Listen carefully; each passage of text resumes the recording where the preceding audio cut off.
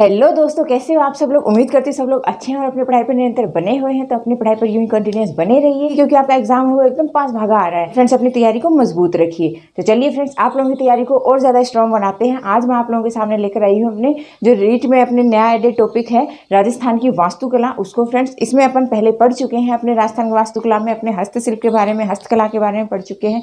फिर अपन पढ़ चुके हैं इसके महलों के बारे में, राजस्थान के जो प्रमुख महल है उसके बारे में पढ़ चुके हैं। आज अपन पढ़ने वाले हैं अपने राजस्थानी वास्तुकला के तहत अपने राजस्थान की हवेलियों के बारे में। अपने राजस्थान में कौन कौन सी हवेलियां प्रमुख है और कौन कौन सी हवेली है वो कहाँ पर पाई जाती है, तो उसके बारे में अपन पूरा यहाँ पर देखने वाले हैं आज। फ्रेंड्स, इंपॉर्टेंट है क्योंकि हवेलियों से 2-3 बार क्वेश्चंस पूछे जा चुके हैं, इसीलिए आपको पता होना चाहिए कि कहाँ की हवेली फेमस है। तो फ्रेंड्स, अपन उसी के बारे में पूरा आज यहाँ पर डिटेल से पढ़ने वाले हैं। वीडियो शुरू करें उससे पहले मैं आप लोगों से पूछ लूँ कि अपने हवेलियों के लिए कौन सी जगह फेमस है। हवेलियों का नगर किसको कहा जाता है, कौन सी जगह को कहते हैं अपने हवेलियों का नगर, बताइए बताइए। अगर आप लोगों को पता है तो बहुत अच्छी बात है, वेल एंड गुड। अगर नहीं पता है तो मैं आपको बता देती हूँ। देखिए, हवेलियों का नगर कहा जाता है अपने नवलगढ़ को। नवलगढ़ कहाँ, शेखावाटी के अंदर आता है, अपना झुंझुनू में आता है नवलगढ़। तो नवलगढ़ को अपने हवेलियों का नगर कहा जाता है और अपने शेखावाटी की स्वर्ण नगरी भी कहा जाता है, क्योंकि सर्वाधिक हवेलियां हैं वो यहाँ नवलगढ़ में पाई जाती हैं। इसके अलावा जो अपना मंडावा है, मंडावा की जो हवेलियां हैं वो काफ़ी अपने भित्ति चित्रों के लिए फेमस है। काफ़ी सुंदर साज सज्जा उनमें की गई है अपने मंडावा की हवेलियों में। सर्वाधिक फिल्मों की शूटिंग भी अपने मंडावा की हवेलियों में होती है। तो ये भी अपने लिए गौरव की बात है कि अपन ऐसे जिले में रह रहे हैं जहाँ पर अपने हवेलियों को है इतनी मान्यता दी जाती है। फ्रेंड्स, हवेली की शाब्दिक अर्थ की बात करें तो हवेली का शाब्दिक अर्थ होता क्या है, तो हवेली का शाब्दिक अर्थ होता है चारों तरफ से बंद जो महल होता है ना, उसको कहते हैं अपने हवेली। हवेली एक महल नुमा छोटी आकृति होती है जो चारों तरफ से बंद होती है। सबसे पहले हवेली शब्द का प्रयोग भी कहाँ हुआ था, अपने भारत में राजस्थान में ही सबसे पहले अपने हवेली का प्रयोग हुआ था। हवेली शब्द का सबसे पहले प्रयोग अपने राजस्थान में ही किया गया था। फ्रेंड्स, सबसे ज़्यादा फेमस अपने राजस्थान की हवेली की अगर बात करें तो वो कहाँ की है, वो अपने जैसलमेर की पटुओं की हवेली है, जिसको बनने में कितना टाइम लगा था, जिसको बनने में 50 वर्ष लगे थे। ये इतनी फेमस क्यों है, क्योंकि फ्रेंड्स ये विश्व की एकमात्र ऐसी हवेली है जिसकी खिड़कियां भी किसकी बनी है, पत्थरों की बनी हुई है। पत्थर की बारीक कटाई के लिए, उसकी जालियों में बारीक कटाई के लिए पत्थरों की, ये अपने फेमस है विश्व में। ओके, तो फ्रेंड्स, पटुओं की हवेली अपन पूरी डिटेल से देखेंगे क्योंकि बेहद इंपॉर्टेंट है। इससे क्वेश्चन 3-4 बार रिपीट हो चुके हैं विभिन्न एग्जामों में। तो चलिए, बाकी जो हवेलियां हैं वो सारी भी अपन नजर में से निकाल लेते हैं। आइए वीडियो शुरू करते हैं। देखिए, सबसे पहले अपन देखें झुंझुनू की हवेलियों के बारे में। झुंझुनू जो है, झुंझुनू अपने आप में भित्ति चित्रों के लिए फेमस है। हवेलियों में जो भित्ति चित्र, दीवार पर जो चित्रण किया जाता है, उसके लिए झुंझुनू की हवेलियां फेमस हैं। तो फ्रेंड्स देखिए, झुंझुनू में कौन कौन सी हवेलियां वो अपन देख लेते हैं।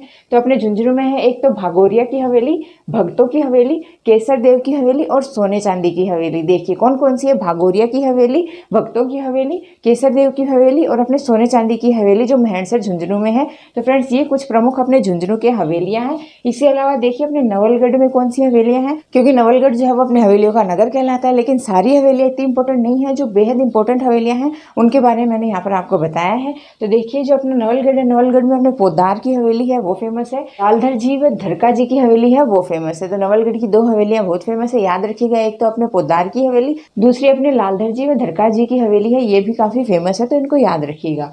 फिर है अपने बिसाऊ में कौन कौन सी हवेलियां, बिसाऊ में है अपने सेठ जयदयाल केडिया की हवेली, फिर नाथुराम पोद्दार की हवेली, फिर है अपने हीराराम बनारसी की हवेली और सीताराम सिंगतिया की हवेली। कौन सी, सीताराम सिंगतिया की हवेली। ये सारी कहाँ की फेमस है, ये अपने बिसाऊ की फेमस है। फिर है अपने मंडावा में, मंडावा वाली हवेलियों को भी ध्यान में रखिएगा, क्योंकि मंडावा की जो हवेलियां हैं वो भी अपने भित्ति चित्रों के लिए काफ़ी फेमस हैं और सर्वाधिक पर्यटक मंडावा में हवेलियों को देखने के लिए ही हर साल आते हैं। तो मंडावा की भित्ति कला को देखने के लिए जो अपने मंडावा में जो सर्वाधिक विदेशी पर्यटक हैं वो यहाँ पर प्रतिवर्ष आते हैं। तो मंडावा में कौन कौन सी हैं, पहली अपने रामदेव चौखानी की हवेली, फिर अपने सागरमल लाड़िया की हवेली। रामदेव चौखानी और सागरमल लाड़िया की हवेली कहाँ है, मंडावा झुंझुनू के अंदर है। ओके, फिर अपने जैसलमेर में, जैसलमेर में पटुओं की हवेली बहुत इंपॉर्टेंट है। पटुओं की हवेली, तो जैसलमेर में पटुओं की हवेली मैंने आपको बताया विश्व में एकमात्र ऐसी हवेली है जिसकी जो खिड़कियां हैं वो भी किसकी बनी है, पत्थरों की बनी है और पत्थर की बारीक कटाई के लिए ये वर्ल्ड वाइड फेमस है। पत्थर में बारीक कटाई करके इसको बनाया गया है। इसको बनने में 50 वर्ष का समय लगा था। ये गुमान चंद पटवा ने अपने 5 बेटों के लिए बनवाई थी। किसने बनवाई थी, गुमान चंद पटवा ने अपने 5 बेटों के लिए बनवाई थी। प्रत्येक बेटे के लिए 1 मंजिल का निर्माण करवाया गया था। इस इसीलिए 5 मंजिला हवेली है।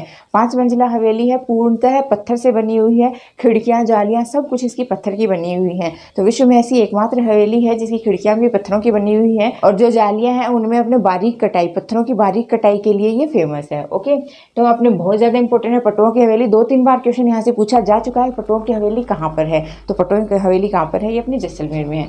फिर है नथमल जी की हवेली, ये भी नथमल जी जो अपने जैसलमेर के प्रधानमंत्री उन्होंने बनवाई थी। फिर सालिम सिंह की हवेली। ओके, आगे है अपने चूरू में। चूरू में कौन कौन सी हवेली है? तो सुराणों की हवेली है, मंत्रियों की हवेली है, रामविलास गोयनका की हवेली है। कहाँ पर? चूरू में। ओके, आगे देखिए बीकानेर में। बीकानेर में है अपने बच्छावतों की हवेली, रामपुरिया की हवेली, कोठारी हवेली, गुलेच्छा सेठ की हवेली।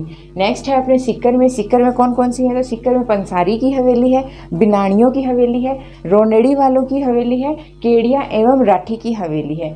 ओके, आगे है अपना जोधपुर। जोधपुर में अपने कौन कौन सी है? तो जोधपुर की भी थोड़ी सी ध्यान में रखिएगा, थोड़ी सी इंपॉर्टेंट हो जाती हैं। जोधपुर में है अपने पुष्य हवेली, बड़े मियाँ की हवेली, लालचंद डड्डा की हवेली, पच्चीसा हवेली, राखी हवेली, पोकरण हवेली। ये सब कहाँ पर है? ये अपने जोधपुर में। थोड़ा ध्यान में रख लीजिएगा जोधपुर की और जैसलमेर की हवेलियों को और झुंझुनू की हवेलियों को। फिर नेक्स्ट है अपने धौलपुर में। धौलपुर में अपने निहाल टावर। फिर जयपुर में। जयपुर में अपने पुरोहित जी की हवेली, चूर सिंह जी की हवेली, रत्नाकर भट्ट पुंडरिक की हवेली। ओके, फिर कोटा में है अपने झाला जी की हवेली, जालिम सिंह की हवेली और बड़े देवता की हवेली। नेक्स्ट है अपने टोंक में। टोंक में अपने एक ही है, सुनहरी कोठी। फिर नेक्स्ट अपने भीलवाड़ा में। भीलवाड़ा में अपने कौन सी है? भीलवाड़ा में अपने बारहट हवेली है। तो फ्रेंड्स ये कुछ इंपॉर्टेंट हवेलियाँ थी जो मैंने आपको बताई है। छोटा सा टॉपिक था, ज़्यादा डिटेल में जाने की ज़रूरत नहीं है। सिर्फ इसका अब तक जितने भी एग्जाम्स में इसके क्वेश्चंस पूछे गए हैं तो इसके सारे जो क्वेश्चंस हैं वो इसकी स्थान से ही पूछे गए हैं कि कौन सी हवेली कौन से स्थान पर है। इसके अलावा आज तक के किसी भी एग्जाम में इसकी डिटेल नहीं पूछी गई है हवेलियों की। तो फ्रेंड्स थोड़ा सा इंपॉर्टेंट है, अगर नज़रों में से निकालेंगे तो 5 मिनट का वीडियो है, आराम से आप इसको याद कर सकते हैं, ज़्यादा हार्ड नहीं है। मेन तौर पर तो आपको याद करना है जैसलमेर, जोधपुर और झुंझुनू की जो भी हवेलियाँ हैं ना उनको मेन तौर से याद कर लीजिए। इन्हीं में से क्वेश्चंस बार बार रिपीट हो रहे हैं। फ्रेंड्स आज का वीडियो तो यहीं पर खत्म करती हूँ। छोटा सा वीडियो लेकिन आपके लिए काफ़ी फायदेमंद है, तो उम्मीद करती हूँ आप लोग सारा बताया हुआ अच्छे से समझ में आया होगा। तो फ्रेंड्स अगर आपको पसंद आया है तो वीडियो ज़्यादा से ज़्यादा लाइक कर दीजिए और चैनल को दिल खोलकर शेयर और सब्सक्राइब कर दीजिए। आप सभी प्यारे प्यारे दोस्तों का वीडियो को अंत तक देखने के लिए दिल से धन्यवाद। Thank you friends.